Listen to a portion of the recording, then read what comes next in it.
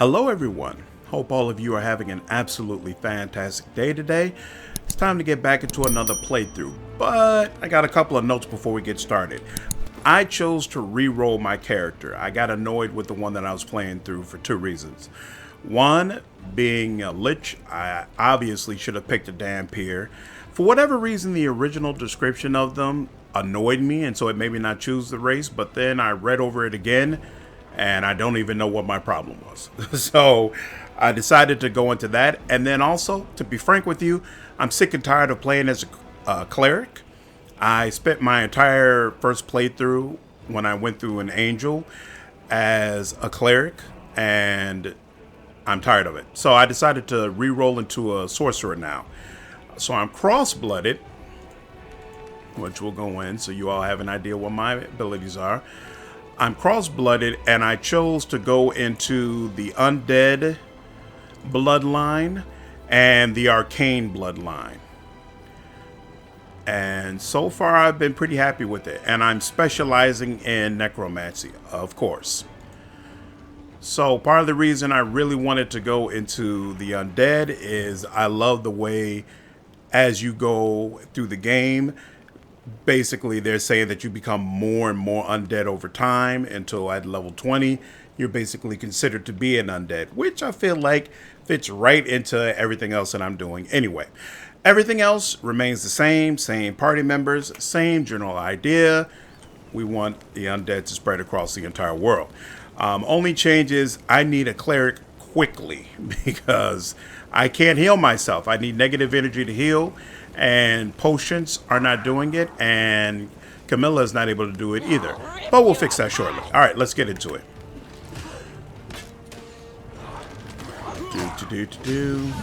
Take care of these guys, no problem.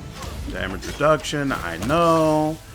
He's down, he's down. Don't need to talk to those guys yet. Keep going. Build a bridge. Anything for you. Appreciate you, Windowalk. All right. Forwards. Building bridges, y'all. And Aaron is complete. So actually, I think I could just head straight back out, right? And just go get my cleric. I really don't want to continue any further until I have my cleric. I feel a little naked without proper healing. So let's see. I think when you complete that errand, they're basically saying, hey, you can cross over to the other side if you like. And no, that's not where we want to go. Where are we trying to go? Oh, daggit.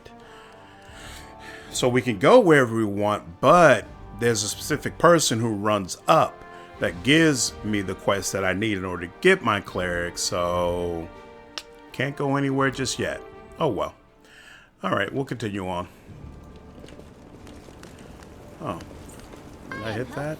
Am I not? You are helpful every so often. Without a doubt. Alright. Do not fear. Do not wait. None of these guys are worth using my regular powers on.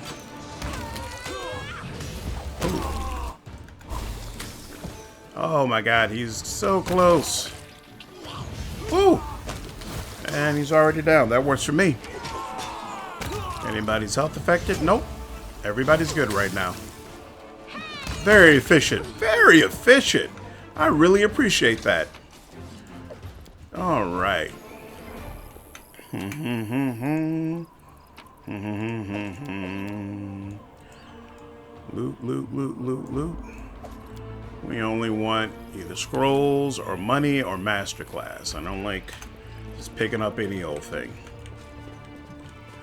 Do any of you all have perception? Yes. And once again, you prove useful, my dear. I appreciate you. I still don't completely understand how to make Camilla into a competent tank, but we're going to give it a whirl this go round. And hopefully I'll get some really, really cool undead summons that'll help supplement her weaknesses. All right.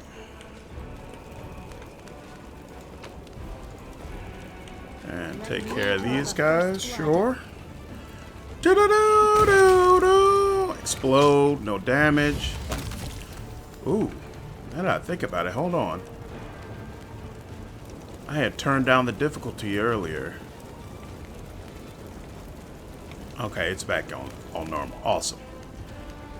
I had to make a video earlier this week, and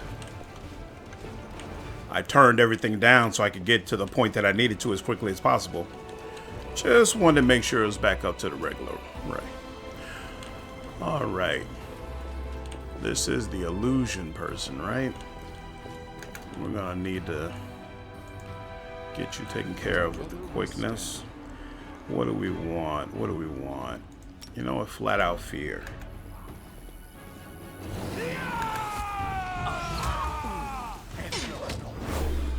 Ooh, that's good enough. They'll beg me to stop.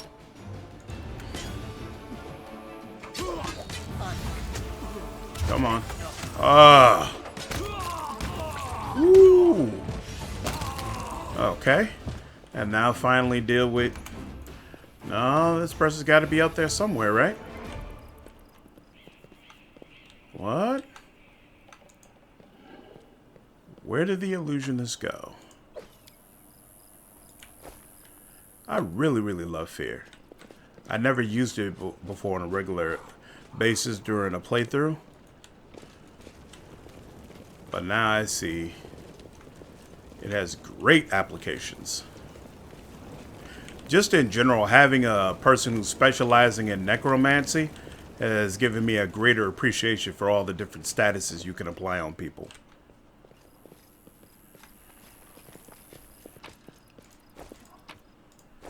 So did the person really just run off the map? Because I'm pretty sure I didn't kill her, unless an arrow got her. But even if an arrow got her, her body would show up when I press tab. I'm not seeing a body show up.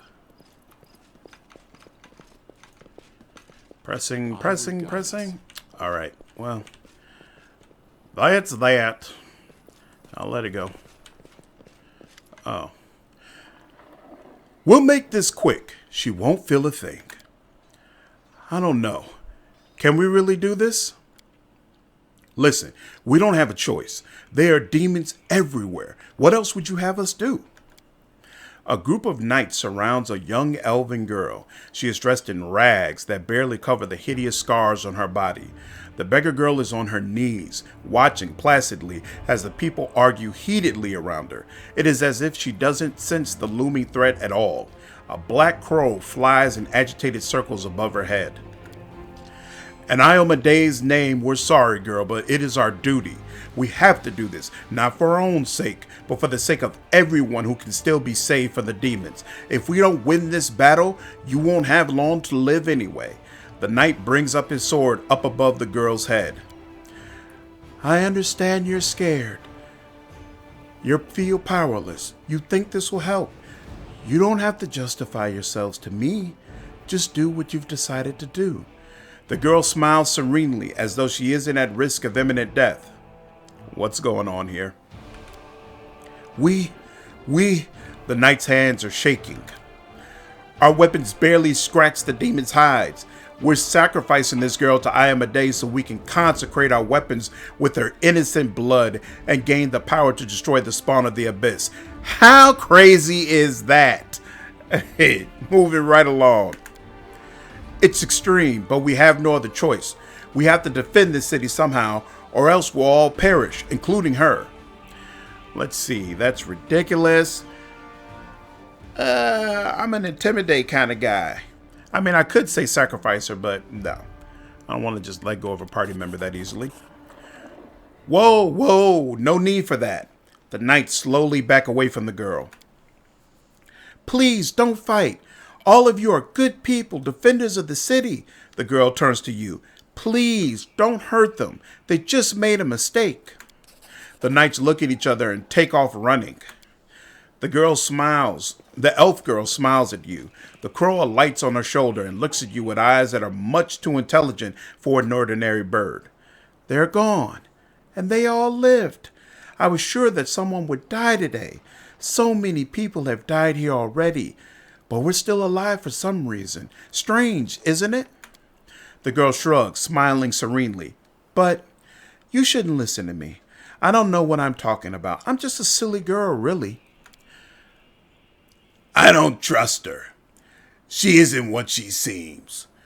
What she would have us believe she is, Winduwog says quietly, but you see the tension coiled in her. She is poised to fight or flee at any moment. That is no simple-minded child before us. Who are you? Call me Ember. I live here on the streets for many years now, but there's nothing to say about me. I don't think you're an ordinary girl, and that crow you have there, it's not ordinary either. The elf girl strokes the crow's beak. Its eyes narrow in satisfaction, and it makes a cooing sound. No, don't be silly. I'm very ordinary. Well, I know different types of tricks, but Soot taught me those. Now, Soot here, she truly is unusual. She's clever, and she can talk, but only to me. She teaches me magic tricks and lots of other stuff. I don't know what I'd do without her. Magic tricks, you say? You could prove useful when fighting the demons, and I'll be able to protect you from insane soldiers on the streets. Come with me. I must have misheard. This girl join our party? What could we possibly want with this dirty little beggar? The girl gives you a smile, joyous and untroubled, like a child's. Sure, let's go. All right, and we got Ember. I won't mess with her spells until we get a chance to rest. Our path leads on. Our path leads on. Okay. What's in here? Whoa! All right. Man, facing a rat swarm was hell in Kingmaker. But here, not so bad. No big deal, no big deal, no big deal.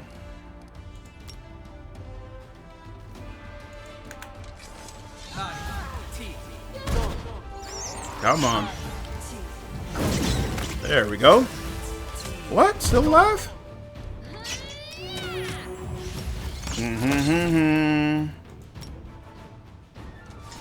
Awesome. Wow, Lay on Hands is so crappy earlier in the game. It gets better, but sheesh.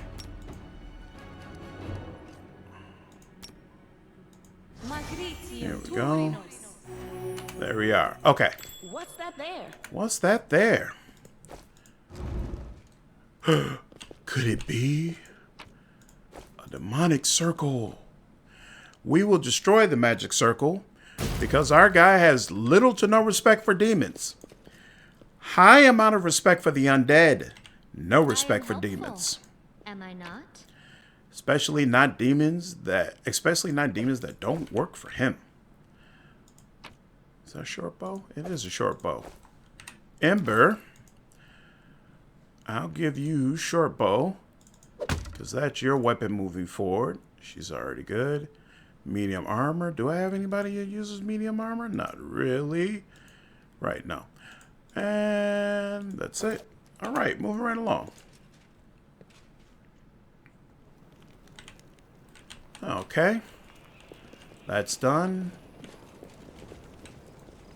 On to the next section.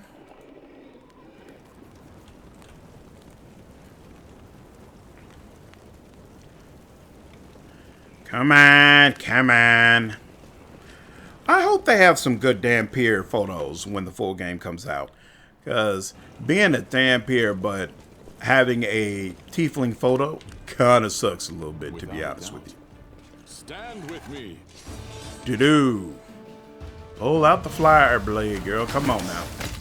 Woo! That's one. That's one. Let's go. I'm a fan. Excellent. Nice, smooth, and systematic. Just the way we like it. Save the last one for me. Ba-doom, ba-doom. Look at that. Nice and simple. Forwards. Alright, cross the gap. We do not need to do that.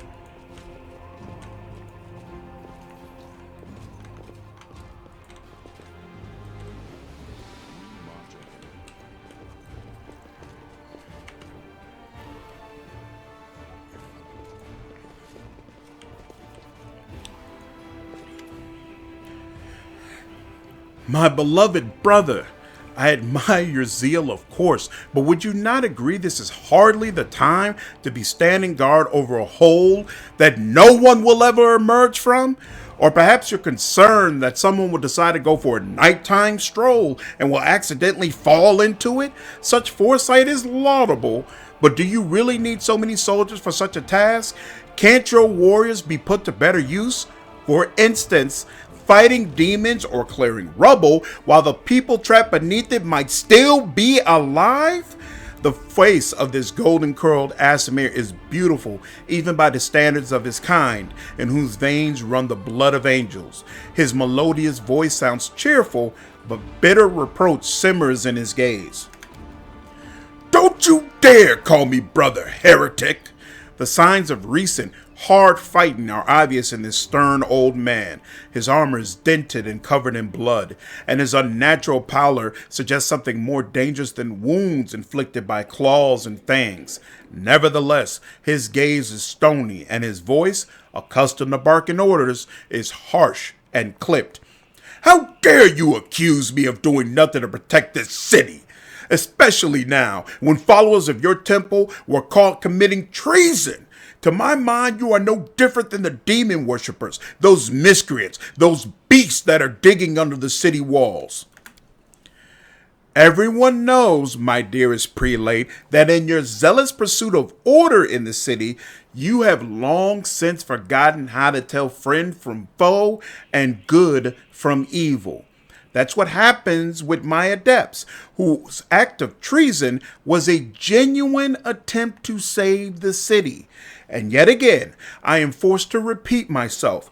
While we are wasting time on pointless quarrels, people are dying under the rubble in our city. People whom we could have saved if you had only set your soldiers to the task and not kept them here surrounding a useless and utterly harmless hole in the ground. Harmless? Well, if it's on your say-so, then that must mean there's someone down there. Your associates, no doubt. And they're just waiting for us to abandon our posts before they slink out and try again to... The old man notices your approach. And you, I remember you. You appeared in my city the day the demons attacked and Terran Delev died. What are you doing here? Answer at once, or I have you strung up by your ankles before you know it. Don't think that the demons have wounded me. I still have enough strength to take on 100 of your sort. And what is this hideous creature? Hulrun peers at Windowog with suspicion. The huntress shoots him an icy glare. We call ourselves the Nethers. Our forebears bore the brunt of the demon's first strike. In thanks for their sacrifice, you sent them into the catacombs. But now that the demons are mauling you in the streets, you need allies, even hideous ones like us. Windowog pointedly spits on the floor. Mongrels? Descendants of the Crusaders? A feral specimen, no doubt. You obviously know human speech surprisingly well, in fact. All right, let's be off with you. The prelate looks at you. If she causes any trouble, I shall hold you responsible. Come to think of it, you still haven't told me who you are. I am Samori Sykes, Lord of the Dead. Not yet, but soon. I'm not fighting to liberate. You want to fight, be my guest? You know what? That is kind of how I feel. Yeah, you want to fight, be my guest. Wait. We have no quarrel here. Occultists is hardly likely to approach us so openly, are they? I think we're on the same side. Of course, you leap to his defense. Typical. The old man spits on the ground. I find it passing strange that you don't already know who I am. Hulrun Shapak, prelate of Kennebrest, inquisitor by the grace of Iomaday, defender of the city by the grace of Her Majesty Queen Galfrey, against threats from within and without. And, as we can see, you've done a sterling job protecting the city. The golden-curled Aasimar flashes a flinty smile. I am Ramian of Edme, prior of the Temple of Desna, which, alas, currently lies in ruin. Wise Hulrun here believes it is vital to guard this hole in the ground from which he is certain demons will emerge at any moment. I have been trying to convince him that the city has far more urgent matters to deal with. For instance, rescuing those currently dying under the rubble. You know what? There may in fact be one matter that is more important than guarding this hole. I put it off and look where it's led us. I should have had you hung from the gates back when you dared to defend your gang of delinquent demon collaborators. If the Sarkonians had hanged Arulu Vorlesh while they had the chance, there never would have been a war. I won't repeat their mistake. I won't hesitate any longer. Soldiers, seize this scum! Prelate, see reason.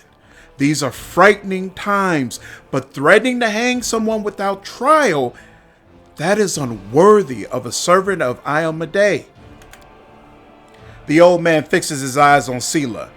Lest you forget, girl, we may serve the same goddess, but you are not an inquisitor. Don't question the way I choose to serve Aeon Mystical, and I won't question yours.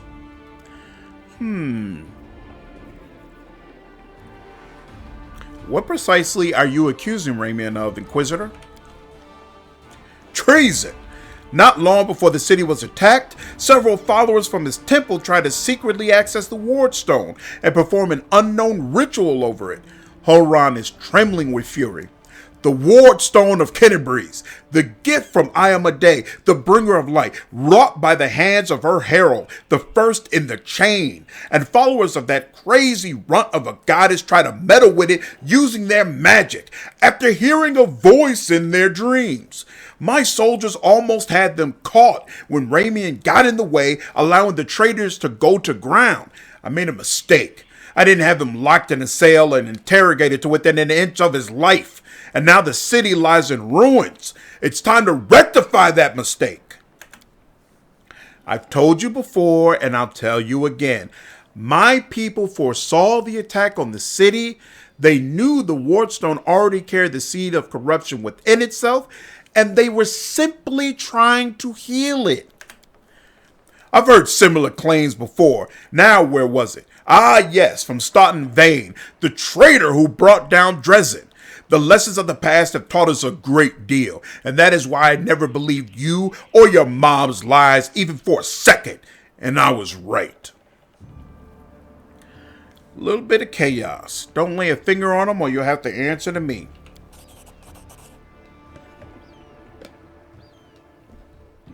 The Asimir holds up his hands in a placating gesture. Stop! You are the defenders of what remains of Kennebrese. Can't you think of anything better to do than be at each other's throats in the ruins of a city? Ramian looks at the prelate. You are a fool, Hulrun. You're a zealot and a murderer, but you're a fool first and foremost. I told you that the Wardstone was weakened. You wouldn't listen. I warned you that the city was going to be attacked. You shooed me away. The truth is that my young adepts were trying to save the Wardstone, and you stopped them. Of course, those truly responsible for this tragedy are the demons, but you have done nothing to prevent it. And now you would still rather kill an innocent person and perish yourself than admit that you were wrong. As always, with a wave of his wand, the Asimir vanishes.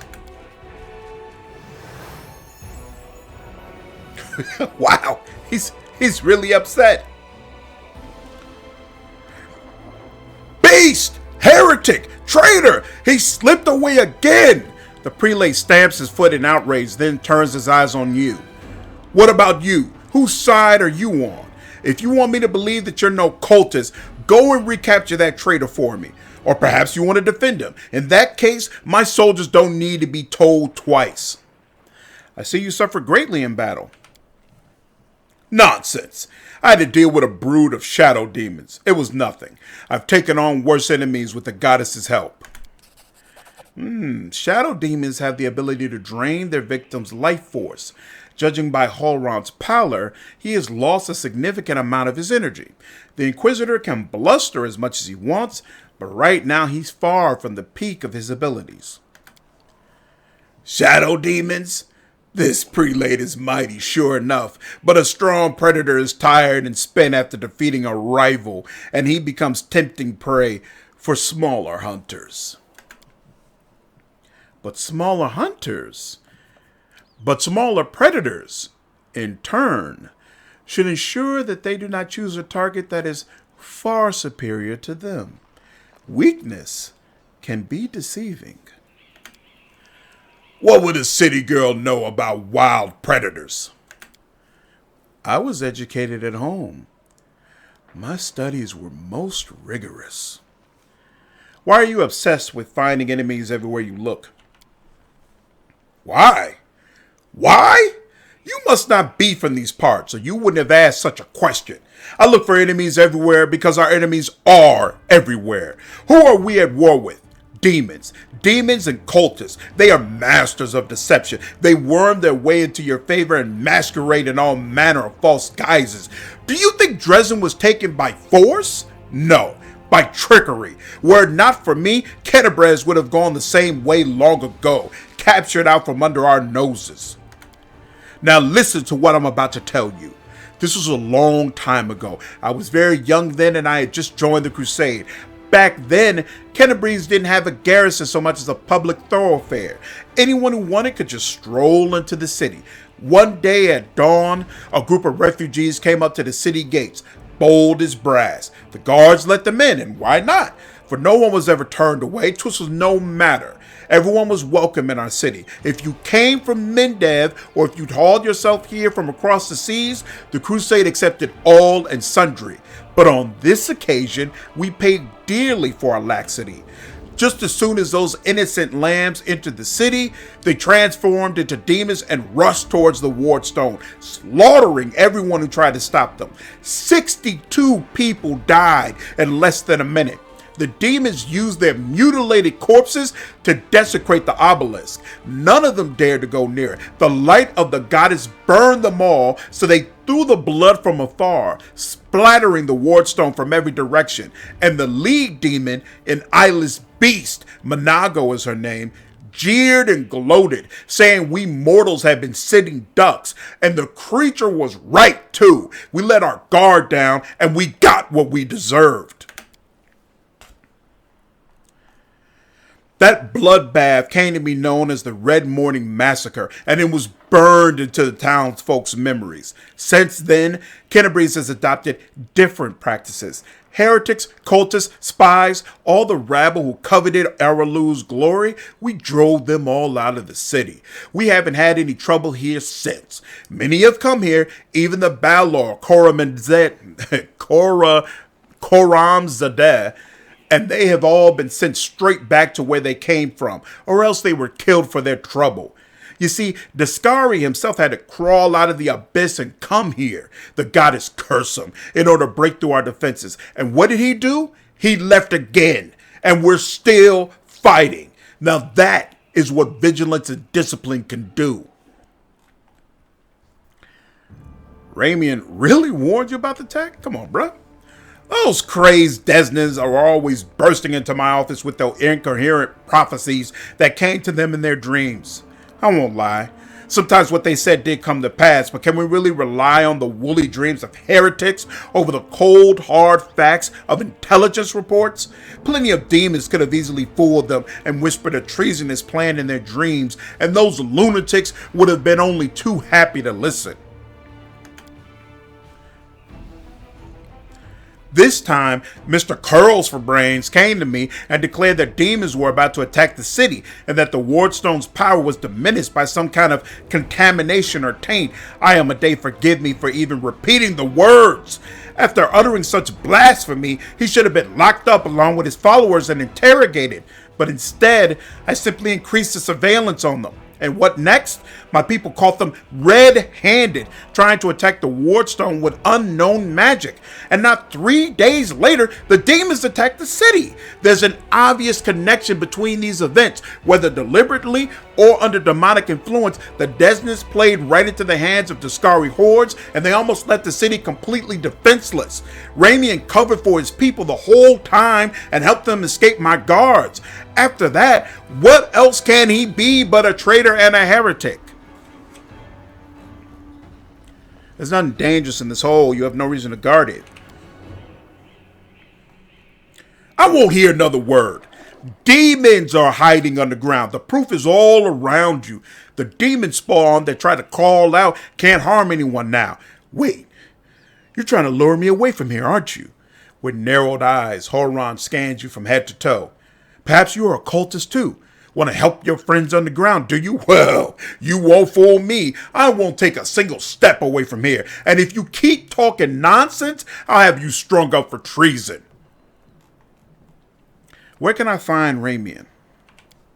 How should I know? The weasel can't have gone far. He turned invisible. He's probably hunkered down in some hole like the traitorous little rat he is, and he'll be sitting, trembling, and waiting till he's dragged out of there. With the prelate after you, that seems the only sensible thing to do. It's what I do. I have to go. Go on then if you have to. It would be good if you could return with the head of that scum. Ember peers intently at Hulrun. I remember you.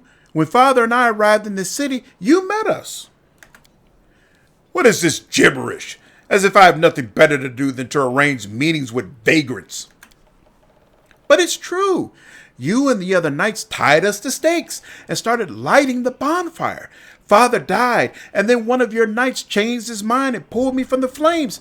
But then he died too. Don't you remember? If you were burned, then it was with good reason. You say some traitor helped you escape from the fire? That is a crime in and of itself, which means that you have been evading justice all these years. If it weren't for the invasion, I would review your case to see that your sentence was finally fulfilled. You're lucky that we have more important matters to deal with right now. He didn't look the way he does now, all wrinkled and gray. He was young with a big mustache. Ember smiles broadly and drives a large, bushy mustache in the air with her finger. He probably forgot all about me. It was a long time ago. But I do want to say one thing. I'm not cross with him. This knight is a true hero. He just really wanted to protect his city. Only he got all mixed up about who was good and who was evil. Hulrun, you sent an innocent child to be burned at the stake? Don't you want to ask for forgiveness? Pah! Hardly. Anyone can look innocent. How did this girl manage to survive the fire? And what about that crow that's always flying around her? I advise you to take a closer look at this innocent little lamb of yours. If you ask me, she looks highly suspicious indeed. You forgive him after what he did to you?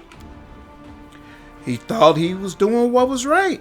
How do you know? Maybe you've done something thinking it was a good thing, but you were really doing a bad thing that hurt someone. But what if I've done the same thing? You can't get angry at people for making mistakes when you might be no better than them. Fine, let's go, Ember. Yes, let's go. Bye-bye, kind knight. The girl waves to Hulrun with a carefree smile. Hulrun grimaces and turns away. Oh, Ember.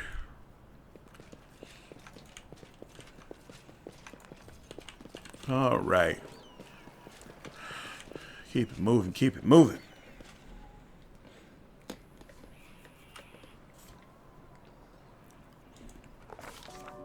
Dun, dun. Day 17, month Gosrin, 4th, year 4710. The demon invasion transformed all of Kenebres into one great battlefield, but nowhere in the city suffered as much as this square. This place saw a clash of titans. The demon lord Discari leading his horde from the abyss, and the dragon Terran Delev, the mightiest of the city's defenders and one of the first to fall. The scene of destruction leaves no doubt as to the battle's outcome. A skilled Pathfinder could recreate the course of the battles moment by moment simply by looking at the ruins, from the chimneys torn down by powerful wings in a sharp dive to the bloody tracks left behind when the demon dragged away the noble reptile's broken body. But it is no hypothetical Pathfinder gazing upon the ruins. It is Samoy Sykes, and he is not alone. The shadow of a strange, barely perceptible presence lingers over this place. Like a gaze untethered from any observer, this mysterious force unknown to mortal kind silently assesses, judges, and seeks a better way. In an instant, Samoy Sykes is vested with his power and looks at the world with its eyes, the past, present, and future stand before him as a unified whole, an unmoving, multifaceted crystal that would be beautiful were it not for the fractures, blemishes, and flecks marring its splendor. What past does he see? In the past exists the one who wielded this gaze in life, although the one and life are in opposite terms for aeons, the supernatural embodiments of cosmic balance. Rather than who or what, a better word for these entities is how. This Aeon appeared from outside this world, from the great beyond, to put an end to the intermingling of the planes and destroy the world womb, the chasm disrupting the order of the multiverse. Alas, the visitor from beyond proved too weak for the battle they came to fight. They even failed to finish casting the spell that would have sent Iskari back to the abyss. When one swing of his scythe, the demon lord cut the Aeon down. What present does he see?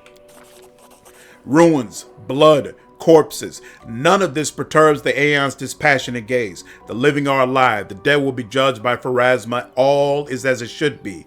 But the demons circling in the sky or prowling through the streets create a jarring juxtaposition, like splashes of blood-red ink on a restrained pencil sketch. They should not be here. The world of mortals is for mortals. The demon's place is in the demon world. How sublime the world would be if everything in it knew its place. But even the demons aren't as abhorrent as the sharp-edged, unassuming crystal languishing in the dirt among the bricks and smashed cobblestones. No mortal would notice it, but to the Aeon's eyes, its mere existence is an outrage against universal laws. If the Aeon still existed, they would not stop until the crystal was unmade. But the Aeon is gone, and only their gaze remains. Samori Sykes picks the crystal up out of the dirt and stows it in his pocket. He is mortal, which means he has the power to decide what to do with it. What future does he see? Good and evil, chaos and order. Everything is in its lawful place in the multiverse and is no longer trespassing where it does not belong. Nothing is disrupting the smooth and steady current of the river of souls from life into death and back to life again. The crystal of reality, rid of its flaws, is now perfect, and the Aeon's withdrawal to eternally admire its beauty, which will never be threatened again. After allowing the hero to view the world through their eyes, the little that remained of the destroyed Aeon is killed. Even appropriate here for an entity that is so removed from life and death as we understand them, used up its last vestiges of energy. Now they are ready to disperse into nothingness unless someone decides to preserve the Aeon within themselves. Will the hero take on this power so that he may again look at the world through another's eyes? Or will he allow it to vanish? Take all the power I can get. Aeon Mystical Path. Retain the Aeon's power within yourself. The spirit of the Aeon dwells out of sight, deep in Samori Sykes' soul, like a pair of magical spectacles stowed away until the moment when the hero once again needs to look at the world through another's eyes. Close. And there we have it.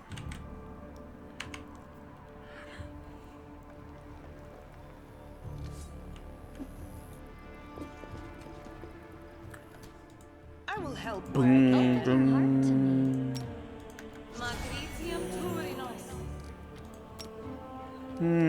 You know what? No. These people are not worth that. Well,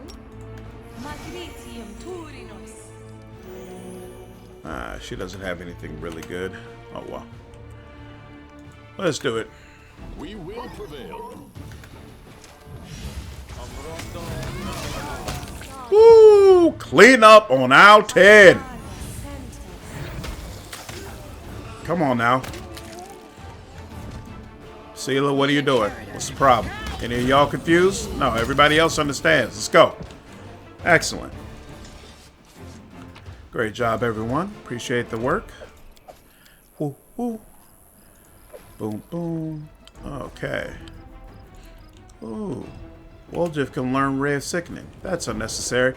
Woljif is not a necromancer type of guy. The dead frighten him. All right. Without a doubt.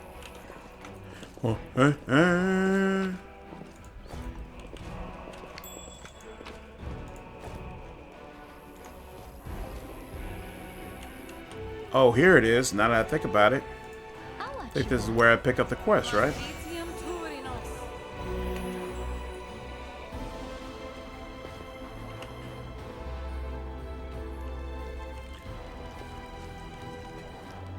go. Thank the gods! I found someone who isn't fleeing in a panic.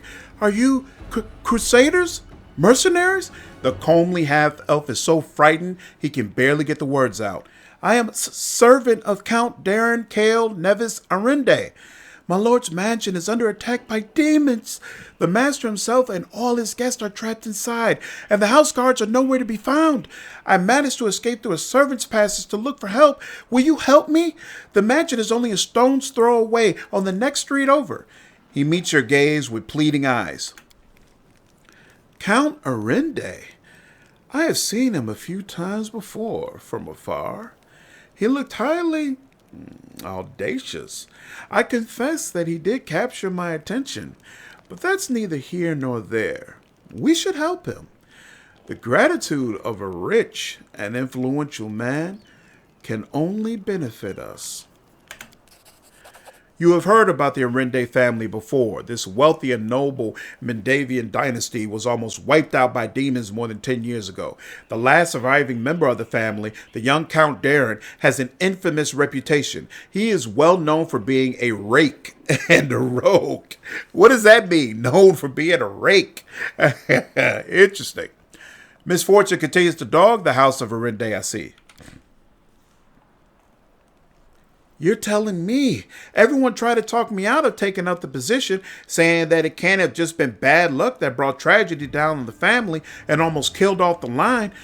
But I reasoned that since my master was the only one to survive that calamity, that meant he must be blessed by fate and the powers of good. The pay was nothing to sniff at either. The servant cast his eyes around the street.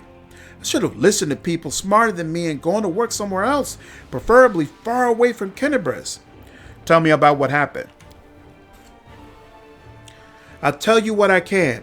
I was working from dusk till dawn and back to dusk again, serving guests as the Count's banquet. When the other servants came to relieve me on my post, I went to sleep.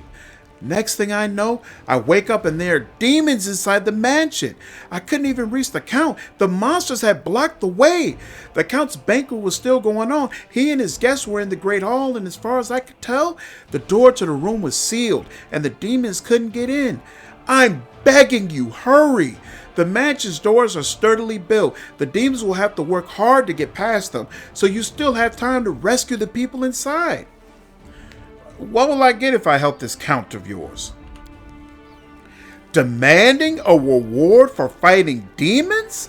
That is dishonorable and foolish too, since demons are the enemy of each and every one of us. Today, we selflessly help someone to thrash the demons, and tomorrow, someone else will help us. I'm sure the Count will reward you handsomely for any rescue. All right, I'll help. Where's this master's house? It's not far at all. You're better off entering from the next street over through the passage I used to get out. Help, I'm begging you. I hate to think what the Count will do to me if I don't bring back help. All right. So we know how to reach the Count. That's good. But I'm not doing too shabby so far. So we're going to just keep that in the back pocket and continue along our way.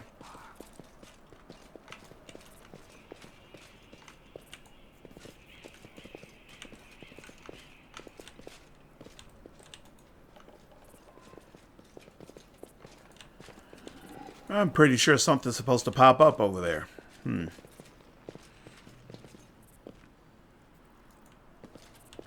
There we go. Got him.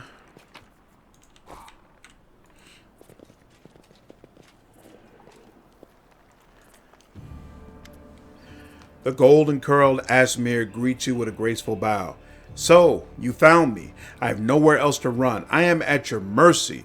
Kill me if you wish, but I ask you, hear me out first. Did you really know about the demon attack before it happened? I did. We have a secret ally in the enemy's ranks. No one knows who this brave soul is, but she has been feeding us information about the demon's plans. These dispatches have come to us by the most reliable channel bestowed upon us by the great dreamer herself. They have come to us in dreams. Prelate Hulrun brushed them off as meaningless reveries, And, well, I admit that it isn't always easy to distinguish our allies' messages from ordinary dreams, but even ordinary dreams are gifts from Desna and are always worthy of attention. The prelate, and all the crusade leaders for that matter, should have put less store in reason and more in intuition, inspiration, and spontaneity. The longer this coward blathers on, the more I want to give in to inspiration and spontaneously knock his teeth out. What's more, not long before the attack on the city, a blind elf who calls himself the Storyteller arrived in Kenebres. This wanderer wasn't merely a collector of legends, but a scholar of the unknown. According to him, the Wardstone is in our city, the first and most important in the chain of Wardstones. Weakened since long ago, was teetering on the brink of corruption. It seems that the Red Morning Massacre and other demon attacks, even the ones we fended off, did not leave us unscathed. Unfortunately, the prelate did not wish to listen to the Storyteller either. We're lucky he wasn't burned at the stake as a heretic. We had such vital information on our hands, information that could have saved the city, but no one cared to listen all the way to the catastrophic end. Not all dreams have benign origins. What if those dreams were sent by demons? In a different time and place, someone perhaps could have become the victim of false dreams sent by monsters. But here, in the war with the abyss, the goddess is keeping a close eye on her most faithful followers. I have no doubt that if a demon tried to intrude upon the dreams of any one of us, Desna's punishment would have been swift. Tell me about the strange rituals that were going to be performed on the Wardstone. Raymond looks slightly abashed. When my attempts to open Hulrun's eyes ended in failure, a few of my young adepts resolved to take matters into their own hands. They did not consult me before doing so, but I have never demanded iron discipline from my priest. Army commanders may have subordinates, but I have pupils and fellow worshippers. I can only inspire them. I cannot command them. And it seems they were inspired all on their own. They had no ill intent. They only wished to access the Wardstone in secret and try to cleanse it. But to Hulrun, this became perform a suspect ritual after hearing even more suspect voices in their dreams. The children wanted to save their city, but the Inquisitors detained them and almost killed them. I had to intervene. I used my authority and my power as a cleric to give them a chance to flee. If they hadn't got away, they were destined for a cell in the prelate's dungeons and, quite likely, death. Why are you and Hulrun feuding? Oh, I'm not feuding with him. I sincerely wish only the best for the man. In an ideal world, he'd be far away from the front lines enjoying a peaceful retirement. But even if that isn't possible, I have always tried to help him fulfill the mission he has taken upon himself and to which he has proved fatally ill-suited, protecting Kenebres against the demons. Unfortunately, he is convinced that the followers of Desna are heretics and saboteurs. He refused to listen to me, and it was only the knightly orders that deterred him from including us in his witch hunt. And now there is clearly no one to stand in his way. He is finally free to get rid of us once and for all. Is there a chance you can resolve your conflict? I don't know. Hulrun's faith is truly formidable, not only his faith in I Am a Day, but in his own infallibility. In other words, he's as hard-headed as a rock troll. But even so, Desna teaches us to never lose hope. Talk to him. Try to explain that we are fighting on the same side. If he attacks you, disarm him, bind his hands. But I beg you, if at all possible, please do not kill him. I think it would be simpler to just kill Hulrun. Oh no, I beg you, don't sully your hands with the blood of a fellow crusader, even one such as him. Why haven't you left this place for somewhere safer? Because people might need help, and they will come to the temple in search of a priest. I will not hide away in a hole, saving my own neck, while Kenebres is full of people suffering in the wake of the demon's attack. I have to go. Wait. 3 of my adepts are hiding somewhere in the ruins of the city, the ones the Inquisitors wrongly accused of treason. I beg you, Find them and protect them against the demons and vigilantes like Hulrun. They will not rest until they find them. If there's anything else you could do to save Kenebreeze, please do it.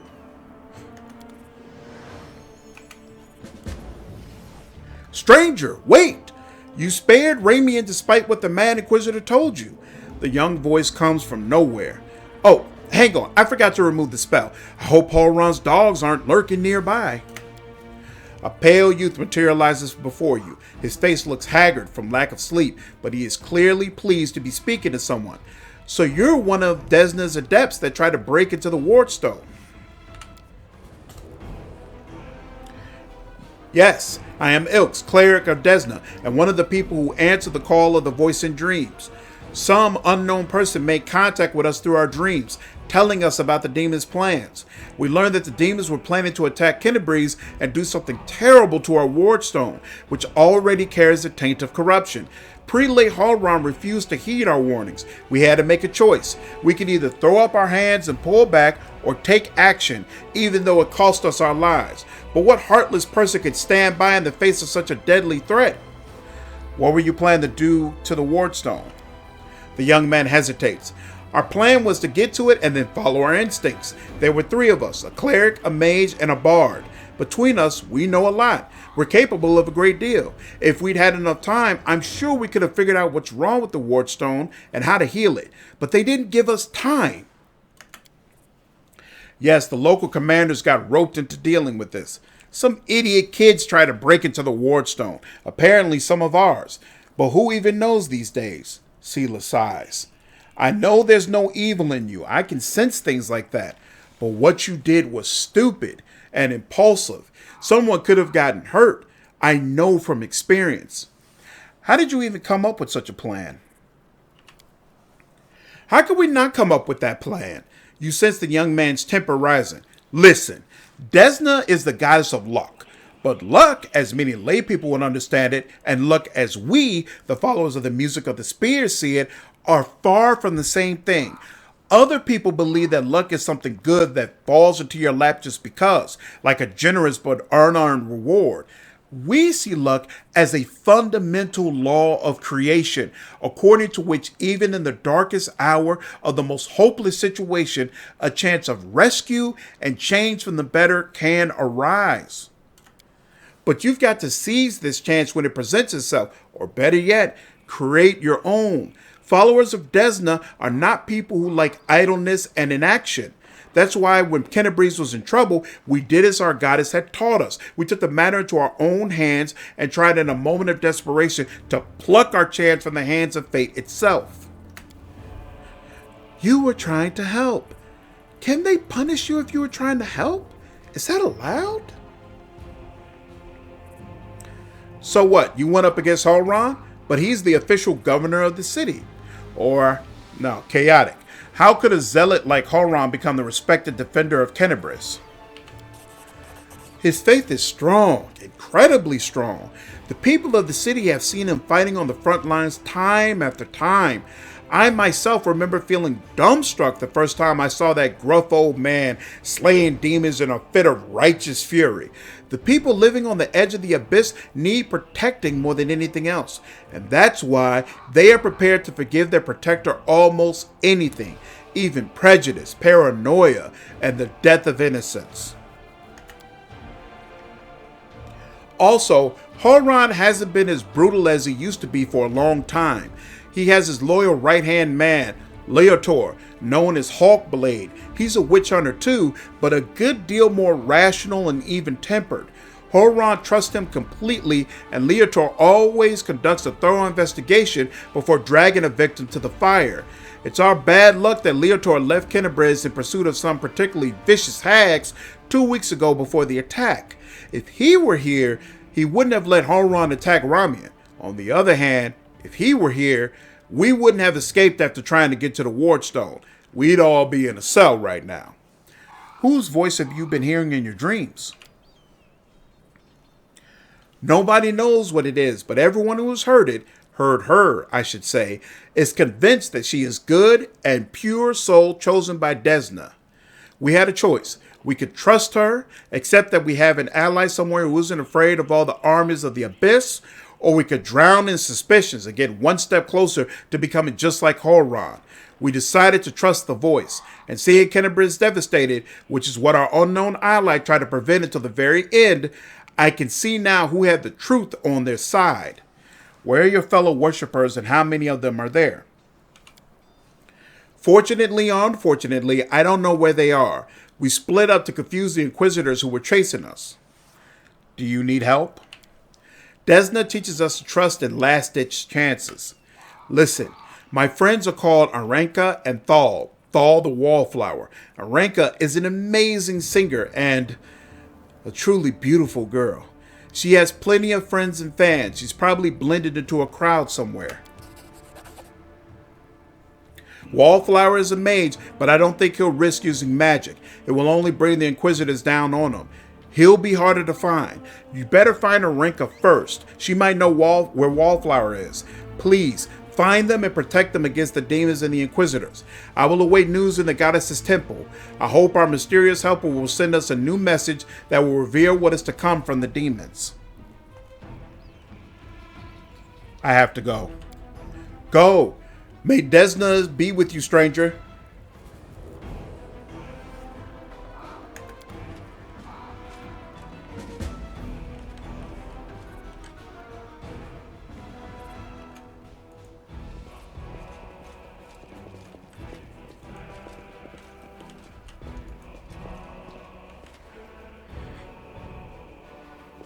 Awesome. All right, time to go get my cleric.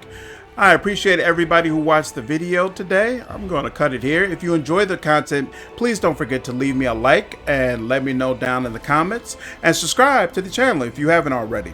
And see you all in the next video. Take care.